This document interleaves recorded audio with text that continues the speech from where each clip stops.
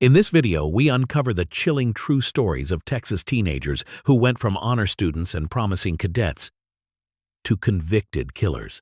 Behind every smiling yearbook photo lies a secret, a breaking point, and a decision that changed lives forever.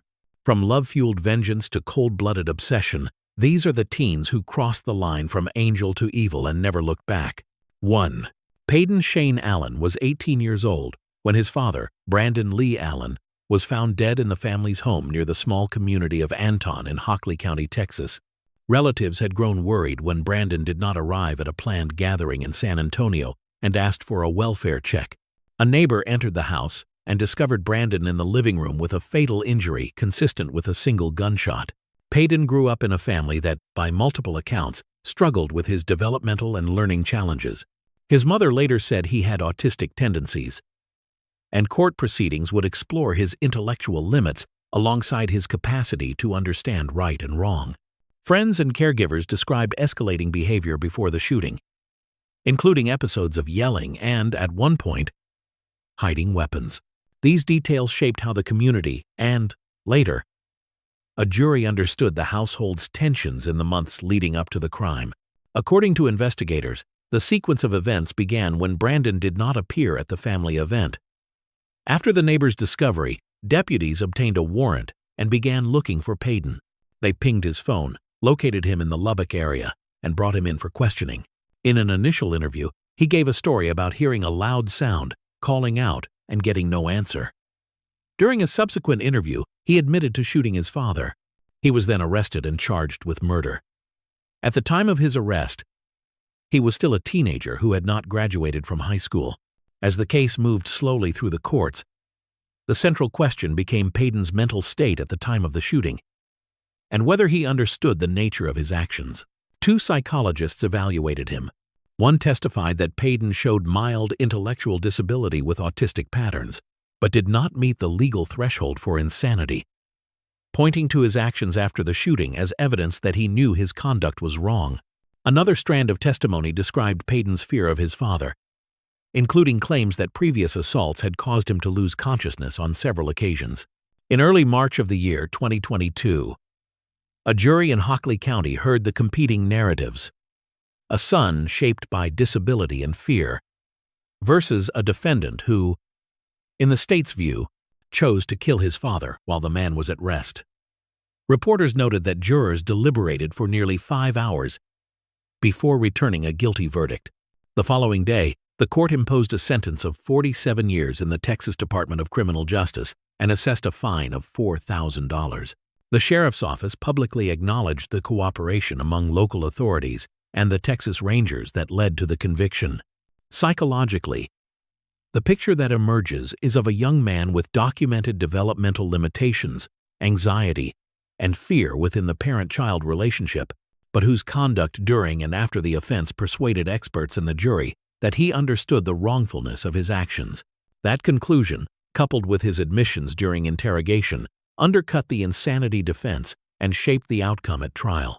As of now, Peyton Shane Allen is serving his 47-year sentence in the Texas prison system. State records list him as incarcerated, with parole eligibility in early August of the year 2045 and a projected release date in early February of the year 2069. 2. Antonio Armstrong Jr. was 16 years old when he called emergency services from his family's home in southwest Houston, saying he heard shots from his parents' bedroom.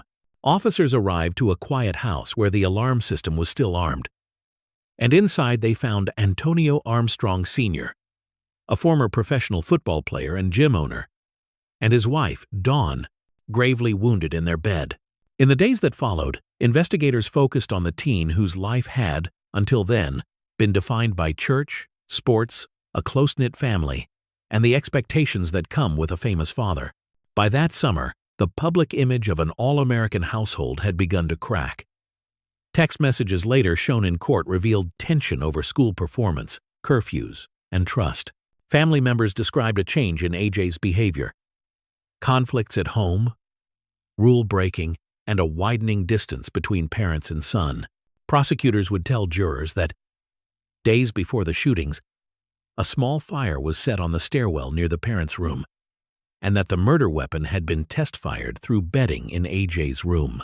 Those details, according to the state, pointed to preparation and escalation inside the home. On the night of the killings, investigators noted what was not there as much as what was. No sign of forced entry, no unknown footprints, and an alarm record indicating that doors and windows remained closed, and the system stayed armed until police arrived. In court, the prosecution argued that the data narrowed the pool of possible perpetrators to someone already inside. The defense countered that the system and its logs could be misread or incomplete, and urged jurors to consider alternative suspects, including an older sibling whose life unraveled after the murders. But for the panel, the technical record of the house became one of the anchors of the state's case. AJ's words also became evidence. Jurors heard the emergency call in which he said, softly, that it was all his fault, and they listened to hours of interviews with detectives the following morning. Reporters who obtained the audio later noted the detective's description of a largely flat affect and shifting accounts that drew closer scrutiny. The recordings, combined with the home's alarm data and a note found near the weapon on the kitchen counter, formed a narrative that prosecutors said pointed back to the teen. The legal battle stretched for years. 2 trials ended without a verdict, each time sending the family and the city back into limbo. In the third proceeding, held during the late summer of 2023, the state emphasized the sequence of events inside the house and AJ's conduct before and after the shootings. The defense maintained his innocence and highlighted the absence of eyewitnesses, missing evidence from early in the case, and the profound trauma that shattered the surviving children. After lengthy deliberations, the jury returned a guilty verdict for capital murder. Psychologically, the case left experts and observers weighing adolescent defiance against more complex motivations. The state framed AJ as a teen under mounting consequences who chose a catastrophic act. The defense portrayed him as a son, ensnared by circumstantial threads, pointing to how shock and grief can look like detachment in interviews. What is clear from the record is a family system under pressure, a house where trust had eroded, and evidence that jurors believed established intent from within the home. Antonio Armstrong Jr. is serving a life sentence in the Texas prison system, with eligibility for parole after serving 40 years. 3. Adam Stephen Barney was 15 years old when his mother, Stacey Ellen Barney, was found dead inside the family's home in McKinney. Before dawn on a cold January morning in the year 2021, police responded after the father called 911 for help. Inside, officers reviewed footage from the family's home security cameras, a detail that would become central to everything that followed. The images showed a teenage son moving with purpose, and a living room that, within minutes, would be the focus of a homicide investigation. His life until then had unfolded in the familiar rhythms of a North Texas suburb: school, a tight circle of family, and a household that, by outward appearances, offered stability. But courtroom records later described a different undercurrent. In hearings and during sentencing, the defense discussed a long history of behavioral struggles, treatment placements, and allegations that he had been sexually abused in settings that were supposed to help him. Jurors heard that these accounts were not excuses, but context for a boy whose interior world was often volatile. Investigators traced the final hours through that home surveillance and the interviews that followed. The timeline placed Adam in the house, captured by the cameras and then, later, located by officers after he had fled on foot and been found walking in the neighborhood. When confronted with what was on the recordings, the story of a random intruder fell away. Detectives and prosecutors would ultimately argue that the case was built not only on what was seen, but also on the absence of any sign that a stranger had come and gone. What the cameras depicted was stark, and the trial judge allowed only limited portions to be shown. The prosecution said the footage reflected planning and intent, while the defense warned that the shock of the video could eclipse careful consideration of the rest of the evidence.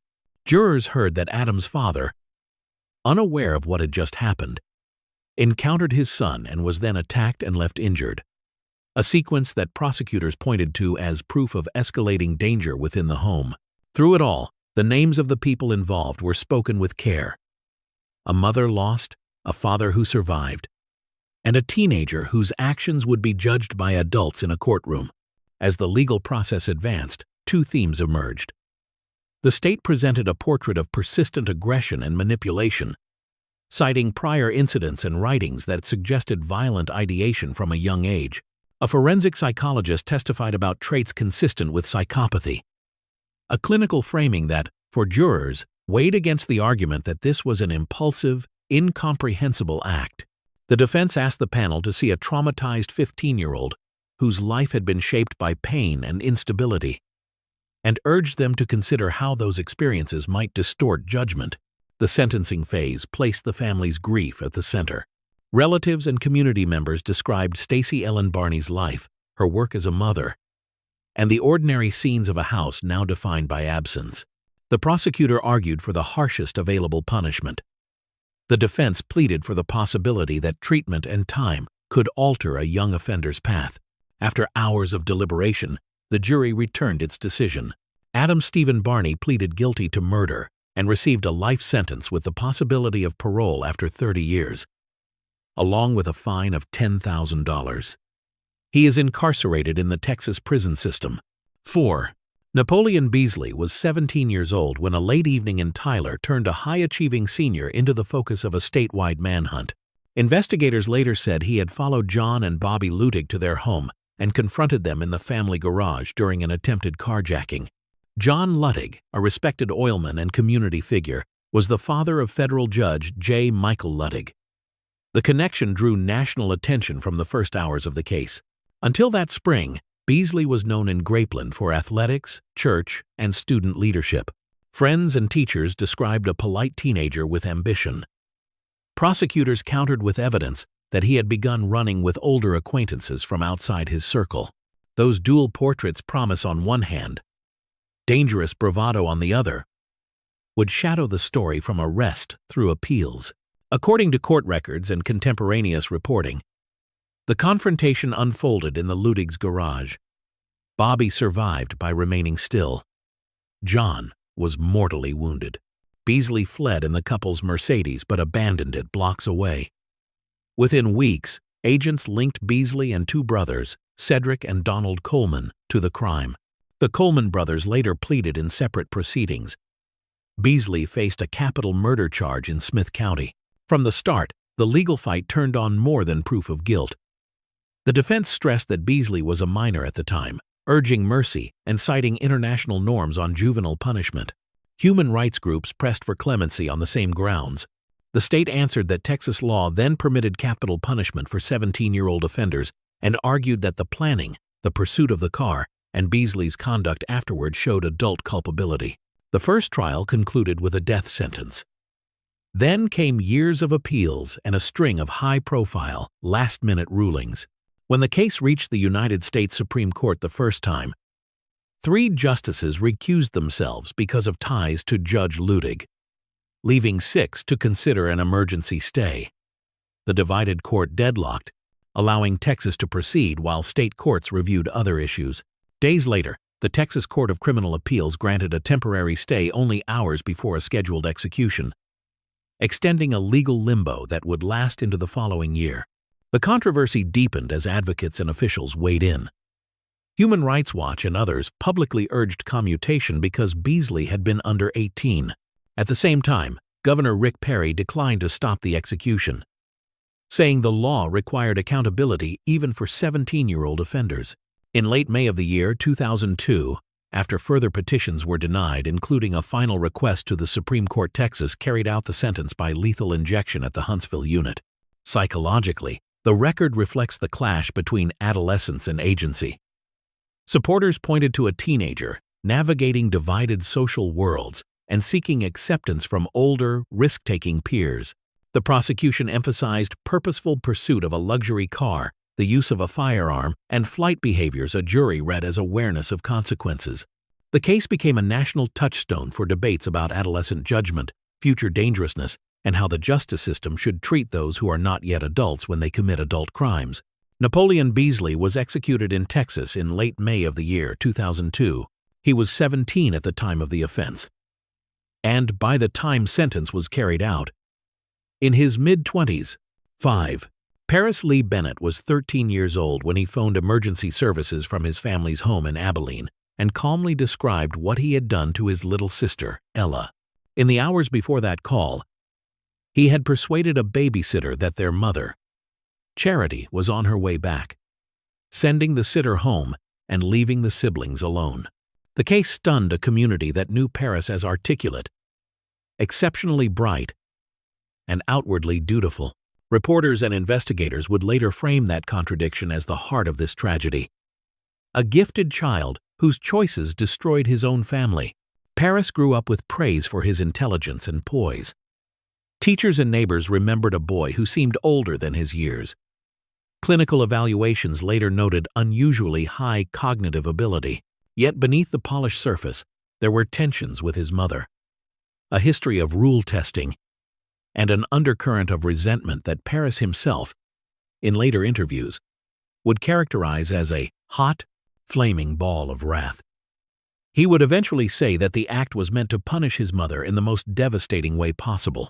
What happened that winter night became clear through Paris's own words and the evidence gathered immediately afterward. After sending the sitter away, he waited until the house was quiet. When it was over, he placed a deliberate call to a friend that lasted several minutes, and then he dialed emergency services to report the crime. Police arrived to a scene with no intruder and no sign of forced entry. From the first interviews, the focus was on the 13-year-old who had orchestrated the circumstances to be alone with his 4-year-old sister. In the months that followed, prosecutors certified Paris to stand trial as an adult and prepared a case that emphasized planning, isolation of the victim, and his subsequent admissions. The defense did not dispute responsibility. Instead, they asked the court to consider age, mental health, and the possibility of rehabilitation over the span of decades. Texas law set a ceiling for punishment because of his age at the time. The maximum available term was a single sentence of 40 years. Paris pleaded guilty to murder and received that sentence. Years later, a judge ordered his transfer from juvenile custody to the state's adult prison system to serve the remainder of his term. Public reaction was immediate and enduring. A feature documentary, The Family I Had, followed the mother's attempt to make meaning in the aftermath and the complexity of loving a son who killed a daughter. Broadcasters revisited the case as a study in psychopathy, interviewing Paris on camera in a secure setting. In those appearances, he offered a controlled, often chilling self-assessment, repeating that the intent was to cause his mother maximum pain by taking one child's life and consigning the other to prison. Critics questioned whether such interviews offered insight or simply amplified notoriety, but they underscored how the case became a touchstone for debates about adolescent culpability and conscience. Psychological assessments cited in coverage and court records described significant psychopathic traits alongside very high measured intelligence, a pairing that complicated any straightforward narrative of environmental stress alone. Paris's stated motive remained punishment and control, not impulse, aligning with evaluators' observations of affect and planning. For the court, those elements narrowed the legal conversation to accountability within the limits set for a 13-year-old in Texas. Paris Lee Bennett is serving a 40-year sentence in the Texas Department of Criminal Justice. State records list his first parole eligibility in early February of the year 2027, with a projected discharge in early February of the year 2047 if parole is never granted. 6.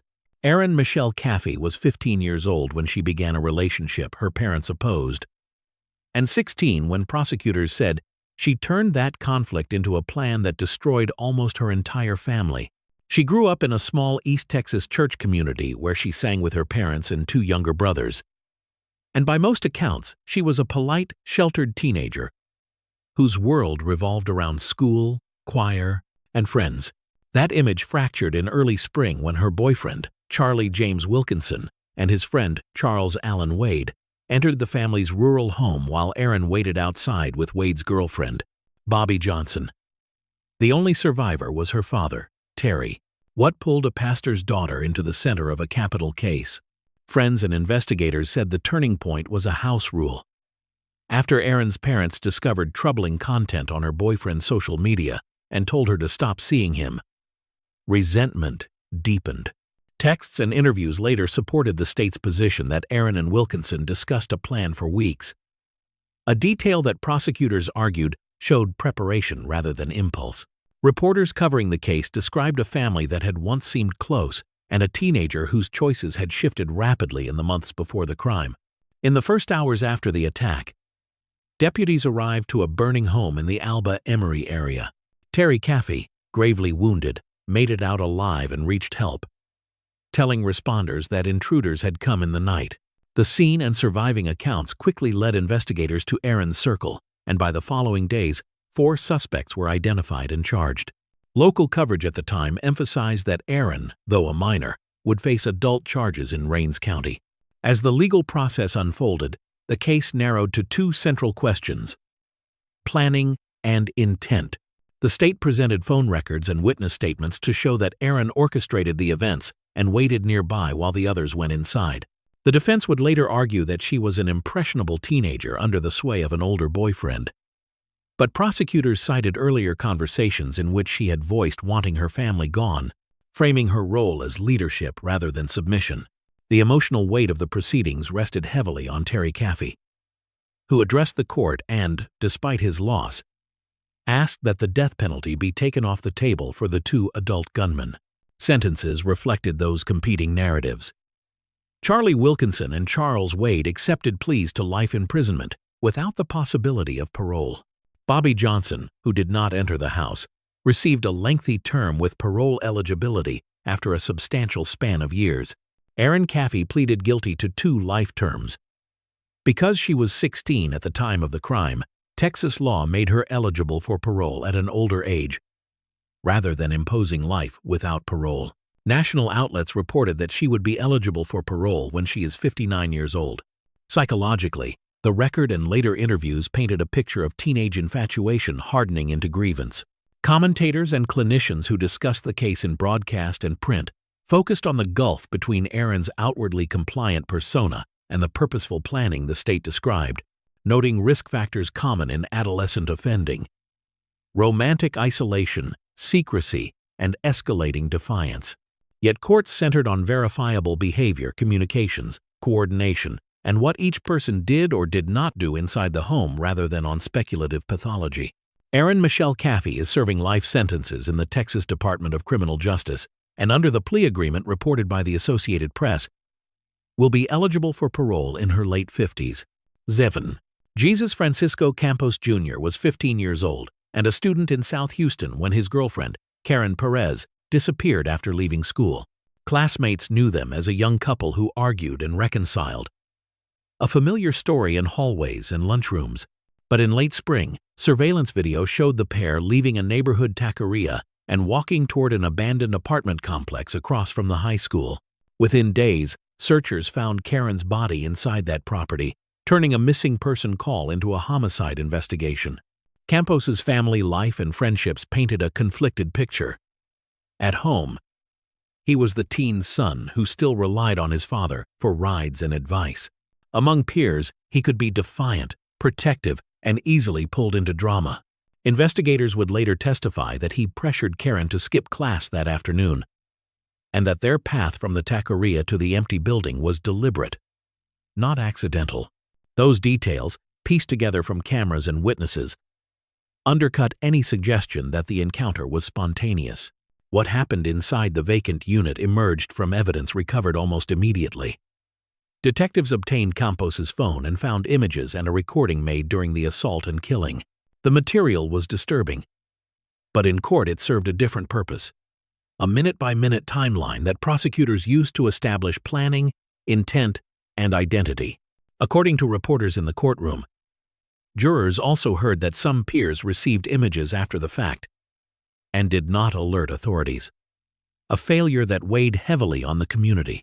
In the chaotic hours after Karen was reported missing, Campos told his father she was not alive. The two went to speak with investigators, and while Campos first denied knowing her whereabouts, tips quickly led search teams back to the abandoned complex near Avenue N and 16th Street. The discovery confirmed the worst fears of family and classmates and set the legal process in motion. The prosecution's case centered on 3 pillars: the video trail from school and the taqueria, the digital evidence on Campos's phone, and testimony about the couple's movements that afternoon.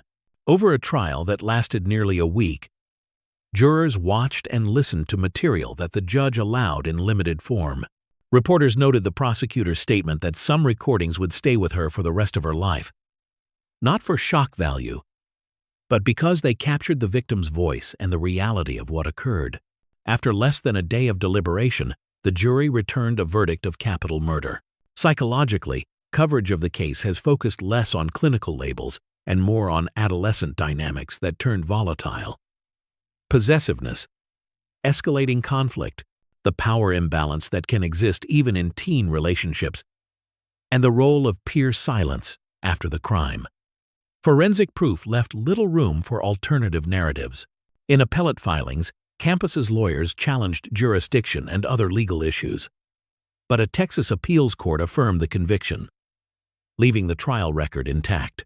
Jesus Francisco Campos Jr. was sentenced to life imprisonment for capital murder, with eligibility for parole only after serving 4 decades, as permitted by Texas law for an offender who was a juvenile at the time of the offense. State and local reports note that the sentence does not include the possibility of early release before that benchmark. 8.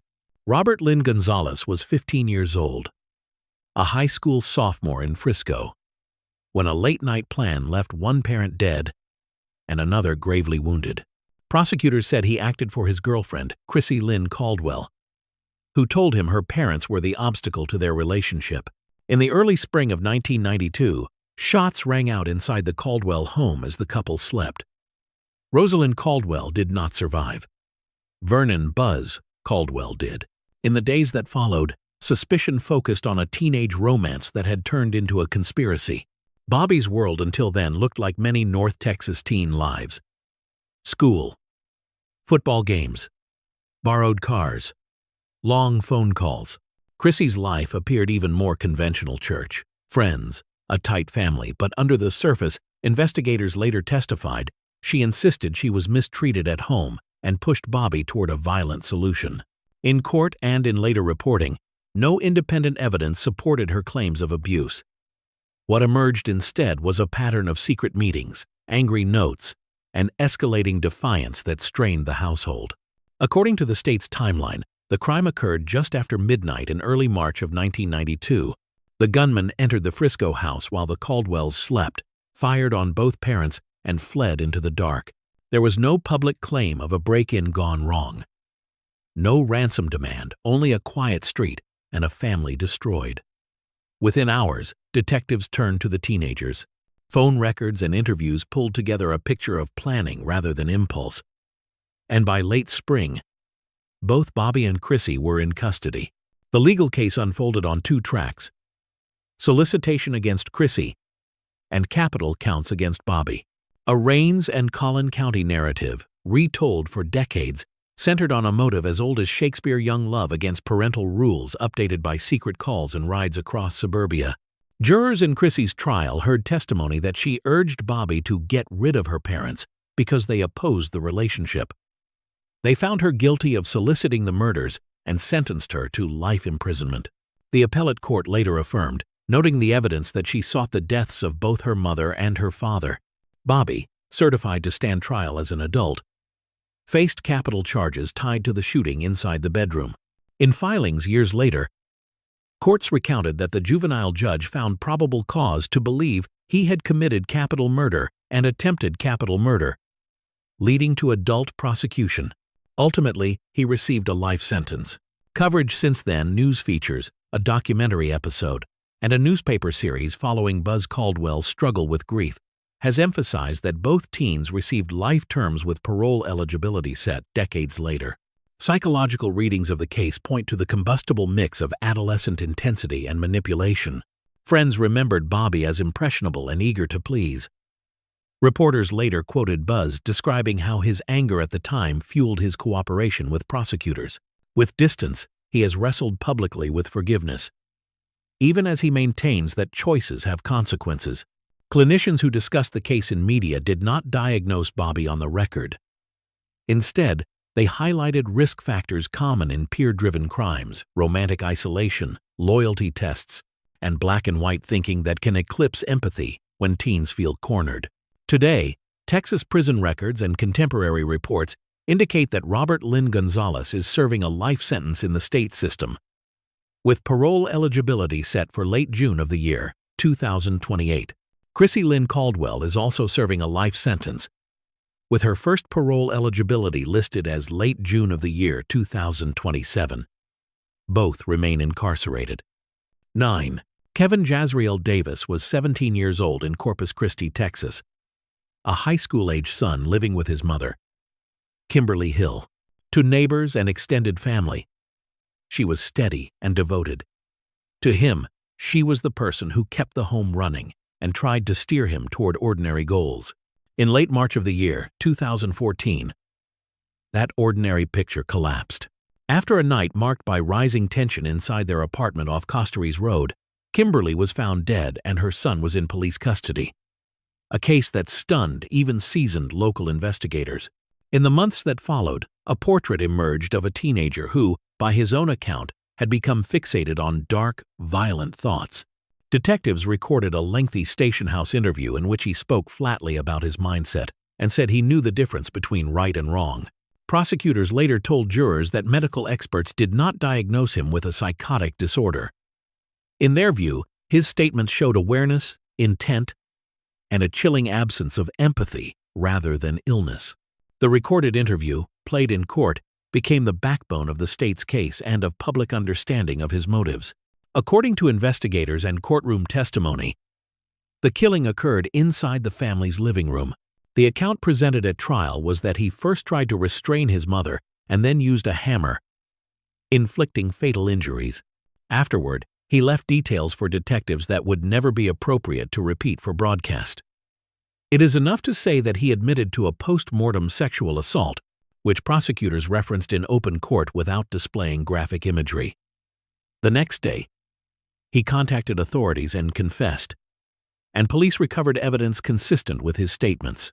The investigation moved quickly because the offender was the reporting party and gave a detailed statement on video. Crime scene work corroborated the location and basic sequence of events, and the timeline narrowed to a single night in late March. With no disputed identity and no suggestion of an intruder, the legal question for jurors centered on punishment. In district court that October, he pled guilty to murder. The panel then weighed his demeanor, the recording, and witness testimony from relatives, ultimately selecting the maximum punishment available for the charge. Public reaction was a mix of grief and disbelief. Local outlets covered the sentencing gavel to gavel, noting the quiet shock in the gallery as the video played and as family members addressed the court. The district attorney's office emphasized that the case did not hinge on complex forensics so much as on the defendant's own words and the straightforward corroboration of what officers found. Reporters also documented the pain of surviving relatives, who spoke about the loss of a caregiver and the difficult task of separating memories of a loved one from the brutality of what had happened. As for psychological profile and motive, the record that jurors heard was stark. In the interview, he rejected insanity labels and described long-standing violent fantasies. Prosecutors told the media that expert testimony offered no clinical basis to excuse the crime. Instead, they argued that his statements reflected a deliberate choice and a desire to shock. Whatever the deeper currents, boredom, nihilism, anger, there was no credible evidence of abuse by the victim or of a psychiatric break. And the court proceeded on the facts he supplied. He was sentenced to life in prison. A subsequent notice of appeal filed the following year was dismissed as untimely by the state appellate court, leaving the conviction and sentence in place. He remains in the custody of the Texas Department of Criminal Justice. 10. Benjamin Elliott was 17 years old when he told a 911 operator from his family's home in northwest Harris County that he had stabbed his twin sister, Megan. Minutes earlier, he said, he had woken from what felt like a dream and found himself in her bedroom with a knife in his hand. Deputies arrived to find him attempting chest compressions as emergency medics took over. But Megan could not be saved. From the first call to the first interview, the case revolved around a single, haunting claim: that he had been sleepwalking. By outward measures, the twins' lives were typical of a close suburban family. Shared classes, shared friends, and parents asleep down the hall on a school night. In the weeks that followed, reporters spoke with family members who described the siblings as affectionate and protective of each other. At trial years later, their mother repeated that there had been no animosity between them and no history of violence. Those memories collided with the stark reality of what happened in the dark, forcing jurors to weigh the image of a loving brother against the undeniable fact of a fatal encounter. Investigators reconstructed the final hours of September 29, 2021, through phone logs, home layouts, and the 911 recording. Prosecutors emphasized that Benjamin moved through the house with purpose, turned on lights, and spoke coherently to dispatchers and detectives' behaviors they said were inconsistent with a deep parasomnia. The defense countered with a sleep expert who testified that Benjamin had a family history of sleepwalking and could enter slow-wave sleep quickly, making an episode possible. In court, both sides agreed on one point. There was no persuasive evidence of motive. The question was awareness. The interrogation video became a centerpiece. Detectives pressed Benjamin on what he remembered. He described a vivid, dreamlike state and said he acted to help as soon as he realized something was terribly wrong. Jurors also heard that he woke his parents and followed the operator's instructions to apply pressure and perform CPR. Prosecutors nonetheless argued that the physical and digital evidence, particularly phone activity before the incident, undercut the sleepwalking defense and supported a finding of murder rather than an involuntary act. Coverage from the courtroom captured that tension, with national outlets framing the trial as a collision of medical uncertainty and prosecutorial certainty. The verdict arrived in late February of 2025. A Harris County jury found Benjamin Elliott guilty of murder. The next day, the judge imposed a sentence of 15 years in state prison, a term significantly below the maximum the state had sought. Reporters noted that at least one juror asked the court for leniency, citing the family's devastation and the absence of a clear motive. The ruling closed the criminal phase but did not resolve the mystery that had defined the case from the start. Psychologically, the case sits at the edge of what medicine and law can comfortably explain. Sleep specialists told journalists that violence during parasomnia is rare but documented. Prosecutors answered that Benjamin's actions, speaking clearly, using his phone shortly before the attack, and responding promptly to instructions, looked deliberate. The jury's decision suggests they found the state's interpretation more persuasive, even while acknowledging the tragedy's complexity and the family's plea for mercy. Benjamin Elliott is serving a 15-year sentence in the Texas Department of Criminal Justice. Contemporary reports list his unit assignment and indicate that, under state law, he will first become eligible to seek parole after serving a significant portion of that term. 11. Jacob Ryan Evans was a homeschooled teenager living with his family in the Aledo and Weatherford area when, at 17 years old, he called 911 from his house and calmly told the dispatcher that his mother and younger sister were dead. On that October night, his voice on the recording was controlled and deliberate, a detail that shocked even seasoned operators and later framed the entire case. Friends and neighbors described a tight-knit family. His mother, Jamie, had taught in the local district. His sister, Mallory, was a student with a wide circle of friends. Evans's life, from the outside, looked typical for a quiet, sports-loving North Texas suburb. But investigators would later say his own writings and words suggested months of internal turmoil. In a 4-page confession and in the recorded emergency call, he spoke about feeling suffocated and about planning, not rage. Media reports also noted that he mentioned watching horror films and imagining how a killing might happen, a detail that disturbed the small community and drew national attention to the psychology behind the crime. What happened inside the family home that night emerged primarily from Evans himself. He phoned for help, stayed on the line, and waited for deputies to arrive. Responding officers found no intruder and no ongoing threat. From that point forward, the facts of identity and sequence were never in dispute. The legal questions became competency, intent, and punishment. In the months that followed, a judge initially ruled him incompetent to stand trial and sent him to a state hospital for restoration. After clinicians later reported that he was competent, the case returned to district court. Prosecutors and defense counsel both weighed the risks of a capital trial given his age at the time. Because he was 17 years old at the moment of the offense, the most severe punishments typically used in capital cases were not available. In the spring following his restoration, Evans pleaded guilty to 2 counts of murder. A judge then imposed 2 concurrent sentences of 45 years. Members of Evans's extended family submitted a letter supporting the plea and asking the court to avoid a public, prolonged trial, saying that closure and healing mattered more than a spectacle. Coverage of the plea made clear that the 911 recording and Evans's statements were central to the outcome. Reporters noted that in the call he described planning for a while, and that he answered detailed questions from the dispatcher without confusion. Those elements, combined with the absence of an outside assailant, left little room for alternate narratives. The court accepted the plea, and under the agreement described in open court, Evans will not be eligible to seek parole until he has served a substantial portion of his term. Psychologically, the case sits in a gray zone that courts confront with caution.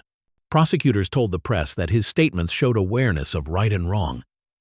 Defense filings emphasized mental health concerns and, for a time, incompetency to proceed. After hospital treatment, clinicians reported that he understood the roles of the judge, lawyers, and charges against him, allowing the case to move ahead. Experts who discussed the case publicly focused on adolescent isolation, rumination, and fascination with violent media as risk factors, not as excuses, but as context for how planning can evolve from fantasy to action. Jacob Ryan Evans pleaded guilty to 2 counts of murder and is serving concurrent 45-year sentences in the Texas Department of Criminal Justice, with parole eligibility only after many years in custody, as set out in the plea agreement and reported by the court and local media. 12. Diane Michelle Zamora was an honor student from Crowley, Texas, and a newly appointed midshipman at the United States Naval Academy when she was 18 years old. She had been engaged to David Graham, an Air Force Academy cadet, and together they presented as driven, disciplined, and bound for military careers. But in late high school, their relationship fractured after Graham told Zamora he had a one-time sexual encounter with fellow runner Adrian Jones. In the early hours of December 4, 1995, the couple's choices led to a remote field near Joe Pool Lake in Grand Prairie and to a killing that would later be known as the Texas Cadet case. Friends described Zamora as academically focused, faithful, and ambitious. Graham was likewise high-achieving, with plans mapped out for service and flight training. The pair's imaged 2 model students on parallel elite paths added to the shock, when investigators later alleged jealousy had become an accelerant. According to court records and trial coverage, Graham said he confessed an encounter with Jones, and Zamora demanded proof of his loyalty. Whether that encounter actually happened remains contested.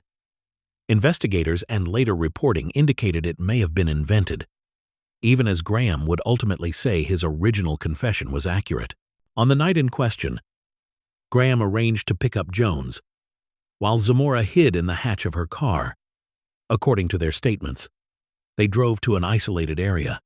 There, a confrontation escalated. Evidence at trial showed Jones suffered a head injury from a dumbbell, and then Graham shot her twice as she tried to flee. The body was discovered hours later in a field off Seaton Road. The crime scene pointed to a close-range shooting. There were no signs of sexual assault. For months, the case went cold. Then, while Zamora was at the Naval Academy, she confided details to roommates, who alerted authorities. In September of 1996, both Zamora and Graham were arrested. Interrogations followed. Each initially confessed, placing themselves at the scene and blaming the other for the final act. Later, both recanted parts of those statements. A handgun linked in the investigation was recovered from a location accessible through Graham's bedroom attic. Ultimately, prosecutors argued jealousy, deception, and a plan to lure Jones from her home. Defense teams countered with shifting responsibility and questioned the alleged motive. The national attention was immediate. Televised hearings drew large audiences and turned the couple into household names for reasons far from the futures they had once envisioned. In separate 1998 trials, juries convicted both defendants of capital murder. At the request of Jones's family, the state did not seek death. Zamora received life imprisonment with parole eligibility only after serving no fewer than 40 years. Graham received the same punishment.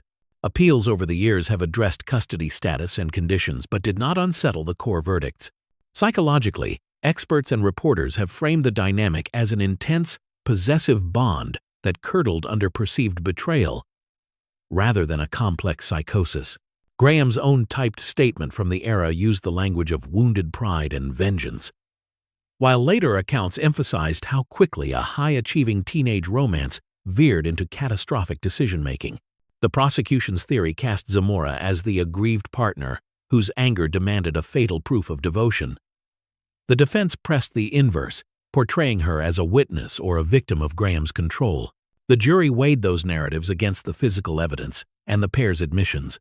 Today, Diane Zamora remains incarcerated in the Dr. Lane Murray unit in Gatesville, Texas. She and David Graham are each serving life sentences and first become eligible for parole in early September of 2036. That is their status as of now.